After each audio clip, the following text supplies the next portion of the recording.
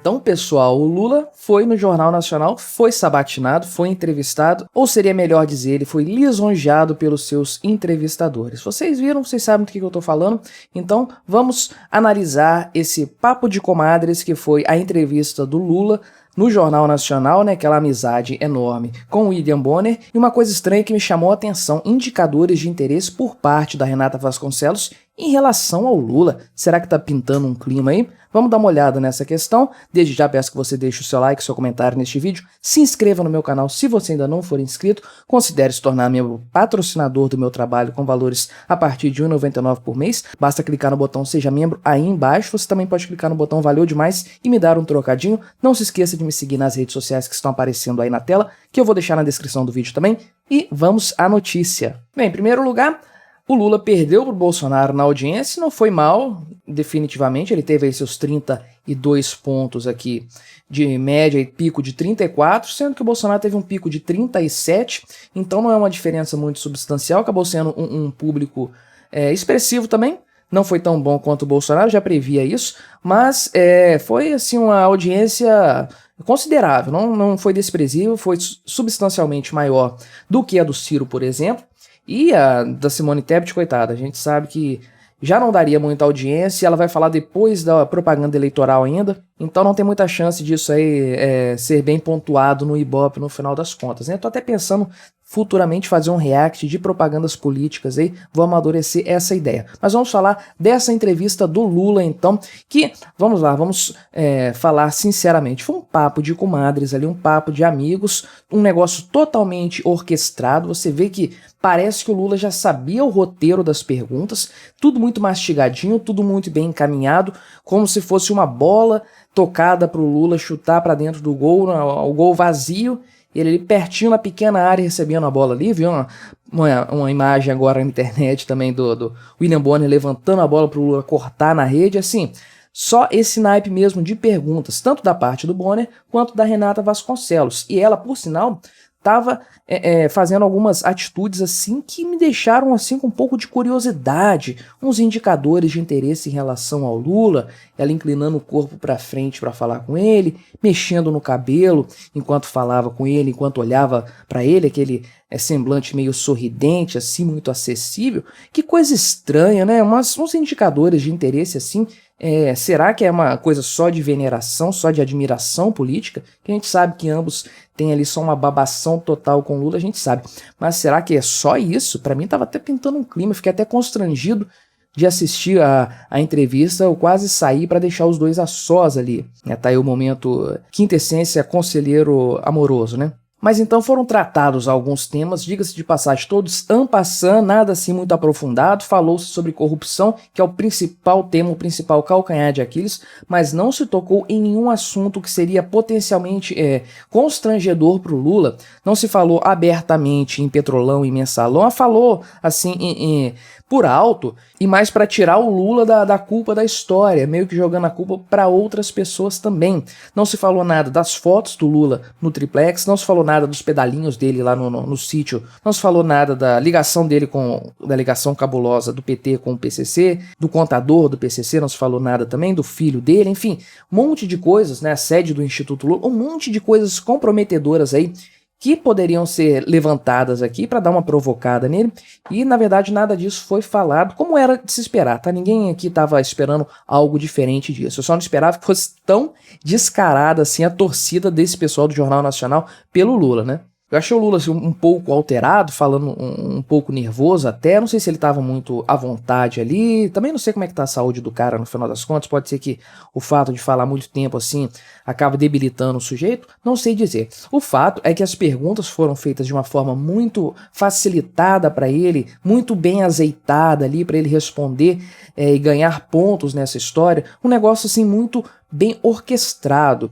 Quase como eu falei, como se tivesse um roteiro já pré-programado entre eles, Lula tivesse recebido esse roteiro antes para saber exatamente o que ia ser perguntado e poder se programar para responder as coisas dessa forma. Fizeram perguntas assim no estilo, embora o senhor seja um democrata, o que o senhor diz a respeito de ditaduras?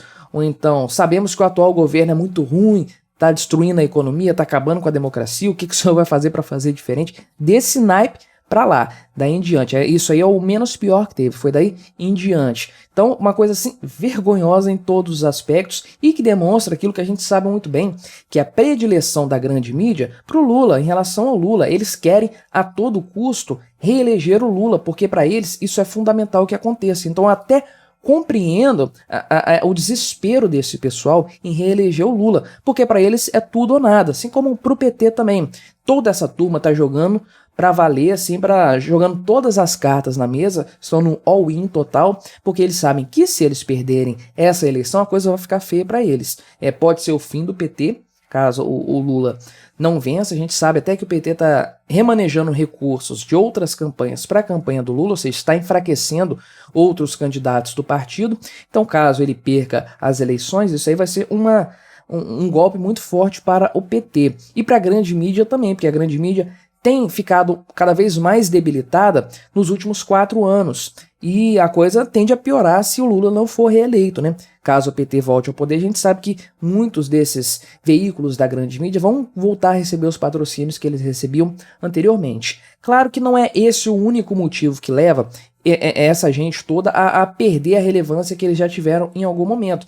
O fato é que o jornalismo mainstream tradicional já ficou claro para todo mundo, é isso que nós vimos hoje, essa coisa de favorecimento de determinados grupos políticos em detrimento da verdade. A gente queria ver um monte de coisas sendo perguntadas para o Lula abertamente para colocar em saias justas para comprometê-lo, porque o Lula tem muita coisa, tem muito podre guardado, tem muitos esqueletos no armário e tem um teto de vidro enorme. Então havia ali todo um mar de possibilidades a ser explorado para constranger o Lula e comprometer ele, colocar ele contra a parede, que deveria ser o papel do jornalismo. Mas o que a gente viu ali foi uma postura agressiva em relação ao Bolsonaro, aquela coisa de imprensar o Bolsonaro mesmo, não deixar ele falar, e um teatro total em relação ao Lula, uma conversa de comadres, o Lula falando ininterruptamente. Pouquíssimas vezes ele foi interrompido, os entrevistadores sorrindo para ele com uma atitude assim muito amistosa, muito amigável, enfim, vergonhoso em todos os sentidos. E talvez o pior de tudo, mais vergonhoso, tenha sido,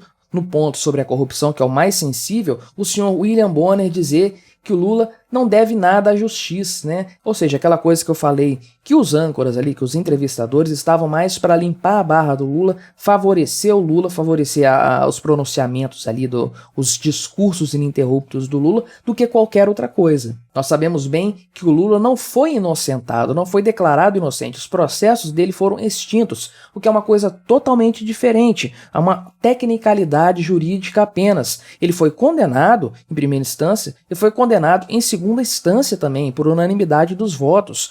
Eles até aumentaram as penas do Lula e ele não chegou a ser julgado por tudo também no final das contas. E ele teria muita coisa ainda a prestar contas com a justiça, mas a gente sabe que o STF, assim como a grande mídia, está muito interessado no retorno de Lula ao poder, no retorno do PT ao poder.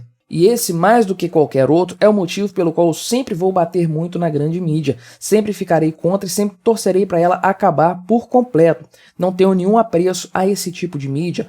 Grandes jornais, revistas online, canais de televisão como a Globo, não tenho apreço por essa gente porque eles são propagadores da mentira e eles foram controladores da opinião pública durante muito tempo. Se o Brasil está nesse limbo de progressismo, de socialismo, de políticas públicas, trabalhismo, tudo isso, todos esses ismos que atrasam o nosso desenvolvimento, nós devemos isso ao papel da Globo e de outros meios de comunicação que durante muito tempo monopolizaram a veiculação da informação no Brasil. Então hoje nós temos uma informação muito mais livre, uma informação muito mais pulverizada e por consequência muito mais real, muito mais verdadeira, muito menos enviesada por esses grandes grupos, esses grandes conglomerados de informação. Então por isso que eu sempre vou bater nesse pessoal, sou muito pequeno para isso, mas não me importo, faço a minha parte. Por mim, se depender da minha torcida, a Rede Globo acaba e todos esses veículos de mídia relacionados que têm essa mesma pegada acabarão também, porque eles não têm compromisso com a verdade, eles têm compromisso com a mentira e com a propagação de uma ideologia que é terrivelmente danosa para a nossa sociedade e para o nosso país. O que nós vimos hoje na entrevista do Lula, lá no Jornal Nacional, na suposta sabatina dele, que foi um papo de comadres, uma conversa entre amigos, uma sequência de facilitações por parte do senhor William Bonner, da senhora Renata Vasconcelos, que estava quase se derretendo de amores ali em cima da mesa pelo Lula, e não vimos nada do que nós esperaríamos ver de um jornalismo verdadeiro e decente. Hoje, para mim, foi a celebração de exéquias da Rede Globo enquanto veículo jornalístico. Se antes eu acreditava que o jornalismo da Globo já tinha morrido, hoje foi a missa de sétimo dia, apenas a última pá de cal em cima de uma verdade que nós já sabíamos. A Globo é apenas mais um puxadinho midiático do pessoal da esquerda no país que tem essa grande mídia toda na mão. E é por isso que esse pessoal quer a volta do PT, porque eles querem novamente mamar nas tetas do Estado e receber as benesses do dinheiro público que é tirado de todos nós. Pois bem, este é o meu breve comentário a respeito dessa questão. Deixa aí embaixo o seu comentário a respeito da sabatina do Lula. E aí, você acha que ela foi justa? Você acha que ela foi equilibrada? Compartilhe aí comigo a sua opinião. Deixa o seu like também. Se inscreva no meu canal se você ainda não for inscrito. E até a próxima.